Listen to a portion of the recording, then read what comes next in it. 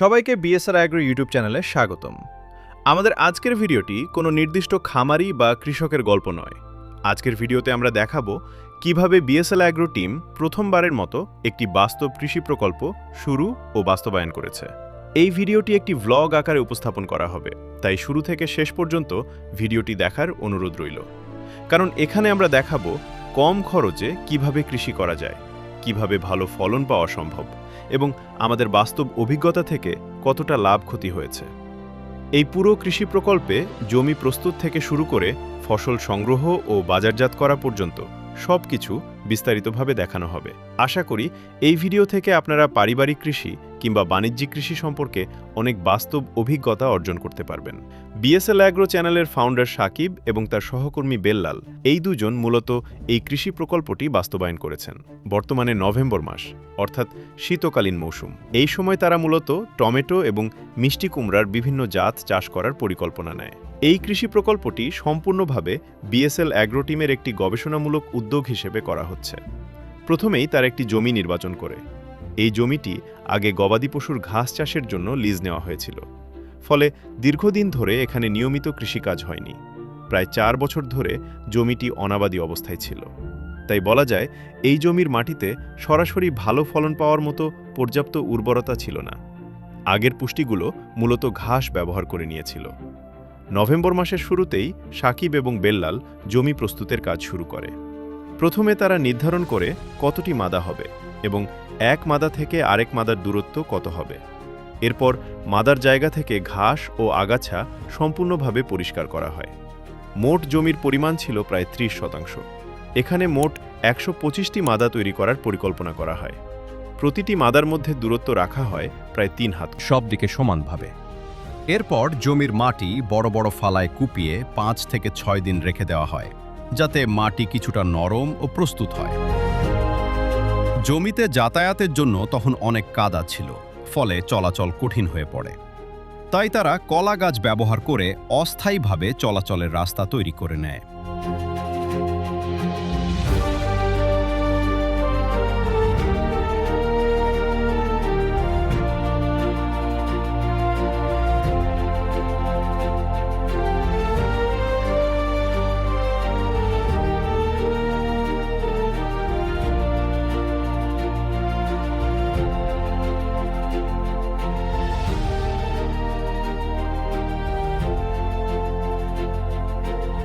যেহেতু সেখানে আগে থেকেই গবাদি পশু ছিল, তাই পর্যাপ্ত জৈব সার, গোবর সার সহজেই পাওয়া যায়।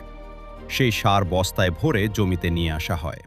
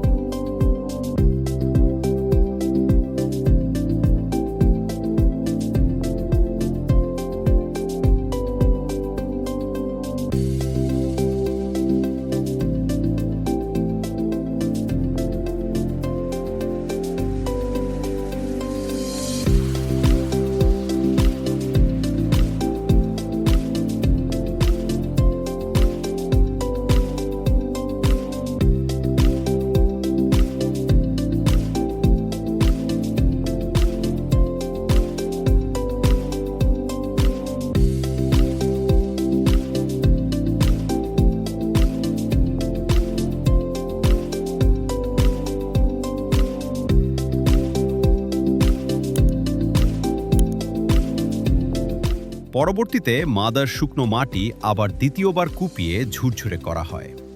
এই সময় জৈব সার মাটির সাথে ভালোভাবে মিশিয়ে দেওয়া হয়, যাতে মাটির উর্বরতা বৃদ্ধি পায়। সব মাদায় সার মেশানো শেষে 2 থেকে 3 দিন মাটি বিশ্রামে রাখা হয়, যাতে সার ও মাটি ভালোভাবে একসাথে মিশে যায়।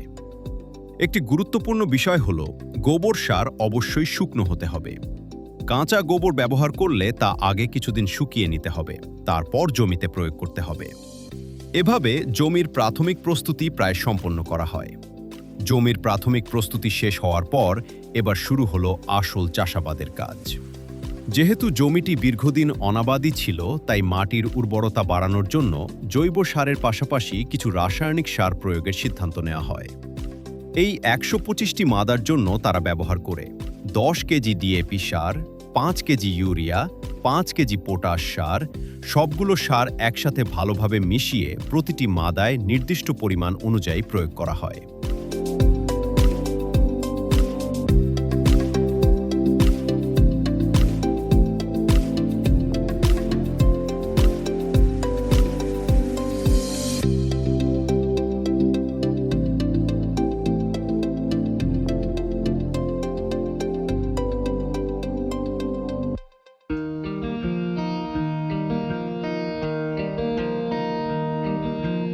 এরপর মাটি আবার হালকা করে কুপিয়ে নেওয়া হয় এবং আরও ২ থেকে ৩ দিন রেখে দেওয়া হয়। এখানে একটি গুরুত্বপূর্ণ বিষয় হল, যে কোনো সার প্রয়োগ করার পর সাথে সাথে চারা রোপণ করা উচিত নয়। সারকে মাটির সাথে ভালোভাবে মিশে কার্যকর হতে অন্তত ২ থেকে ৩ দিন সময় দিতে হয়।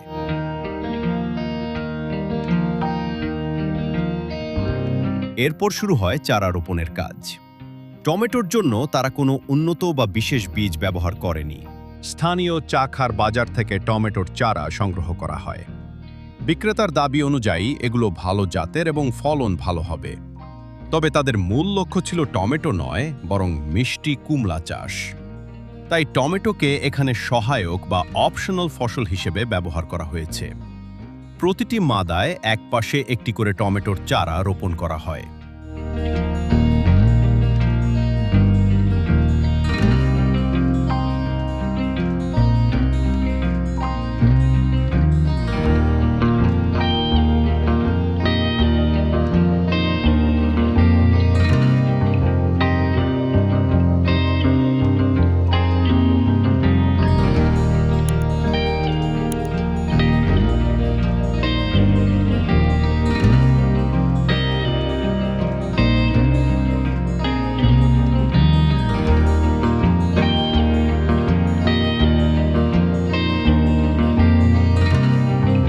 রোপণের পর সঙ্গে সঙ্গে হালকা পানি দেওয়া হয়।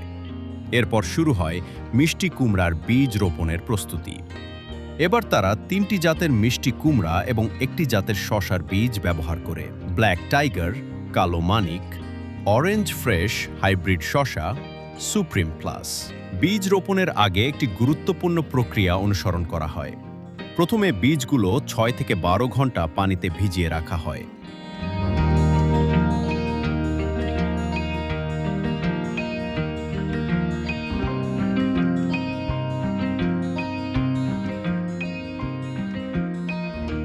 এরপর পানি থেকে তুলে একটি টিস্যু পেপারে রেখে বাতাস প্রবেশহীন এয়ারটাইট বক্সে ১ থেকে ২ দিন রাখা হয়।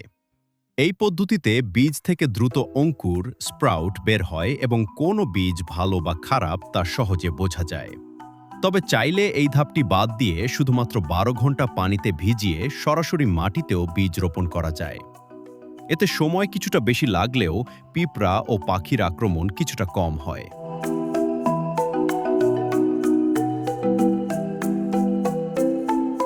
এরপর সাকিব এবং বেল্লাল প্রতিটি মাদায় সতর্কভাবে বীজ রোপণ করে। বীজ খুব গভীরে না দিয়ে আধা থেকে ১ ইঞ্চি গভীরে রোপণ করা হয়।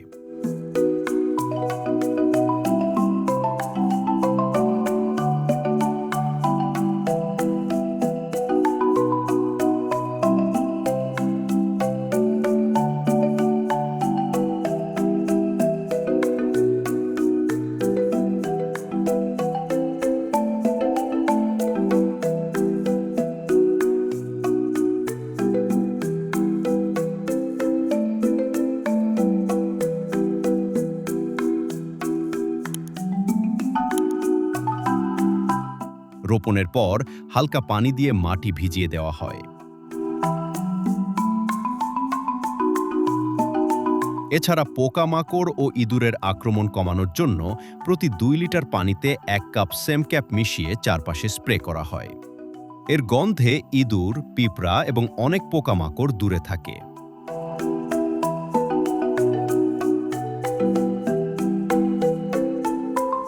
সব কাজ শেষ হওয়ার পর এখন মূল অপেক্ষা চারা গজানোর। পরবর্তী কয়েকদিন নিয়মিত 2 থেকে 3 দিন পর হালকা পানি দেওয়া হয়। 6 থেকে 10 দিনের মধ্যে বীজ থেকে ধীরে ধীরে চারা বের হতে শুরু করে। তবে একটি বিষয় খুব গুরুত্বপূর্ণ, অতিরিক্ত পানি দেওয়া যাবে না। বেশি পানি দিলে বীজ পচে যেতে পারে এবং চারাও নষ্ট হয়ে যেতে পারে। সঠিক পানি ব্যবস্থাপনা কৃষির সফলতার অন্যতম প্রধান শর্ত। ধীরে ধীরে বীজ থেকে চারা বের হতে শুরু করে এবং জমিতে সবুজের ছোঁয়া দেখা যায়। 6 থেকে 10 দিনের মধ্যেই বেশিরভাগ বীজ থেকে অঙ্কুর বের হয়। এ সময় নিয়মিত হালকা পানি দেওয়া শুরু করা হয়। তবে একটি গুরুত্বপূর্ণ বিষয় খেয়াল রাখতে হয়, অতিরিক্ত পানি দেওয়া যাবে না। বেশি পানি দিলে বীজ পচে যেতে পারে এবং ছোট চারাও নষ্ট হয়ে যেতে পারে। প্রায় 20 থেকে 25 দিনের মধ্যে গাছগুলো ধীরে ধীরে বড় হতে শুরু করে।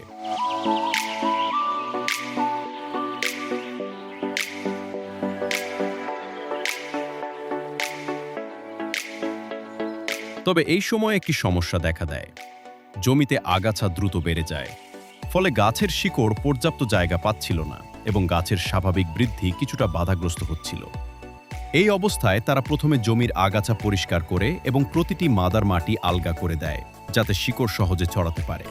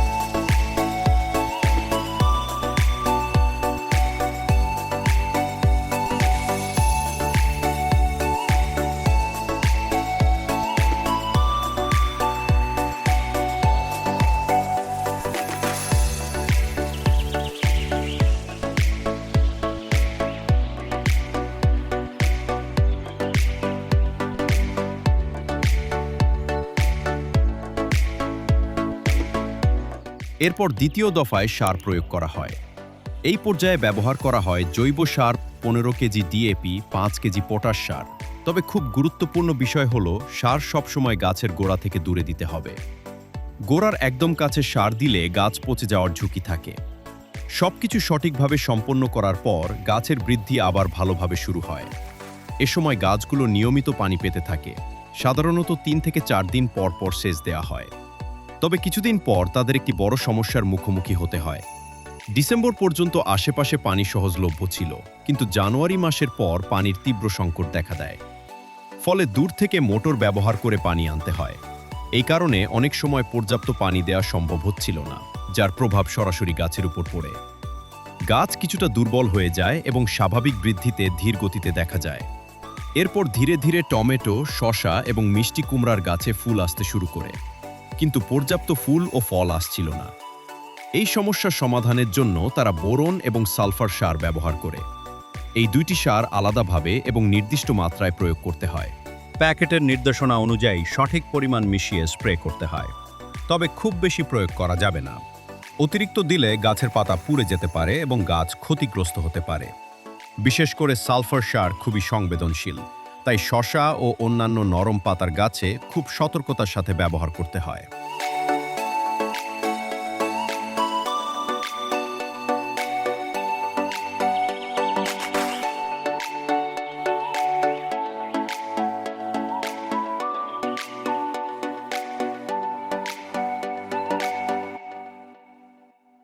এই পর্যায়ে সঠিক সার ব্যবস্থাপনার কারণে ধীরে ধীরে গাছের ফুল ও ফল ধারণ বাড়তে থাকে।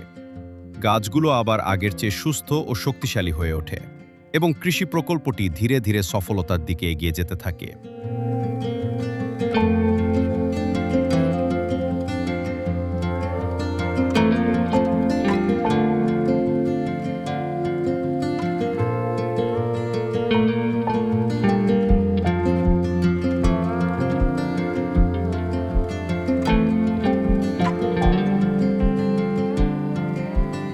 সময় এগিয়ে যেতে থাকে এবং ধীরে ধীরে ফসল পরিপক্ক হতে শুরু করে।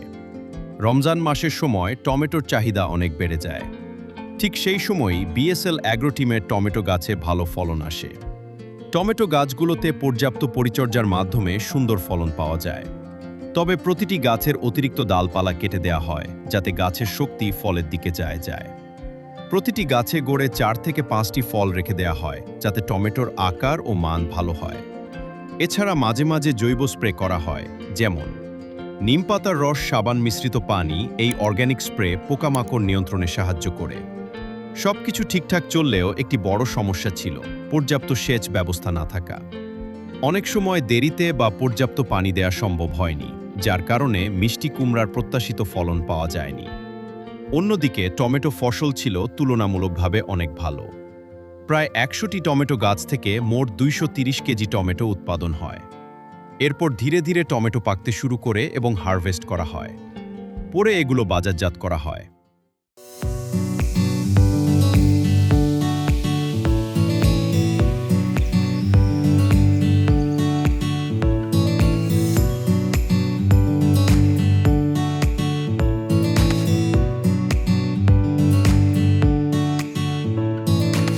মিষ্টি কুমড়ার ক্ষেত্রে মোট 50 থেকে 60টি কুমড়া পাওয়া যায়, যার মোট ওজন প্রায় 50 থেকে 55 কেজি।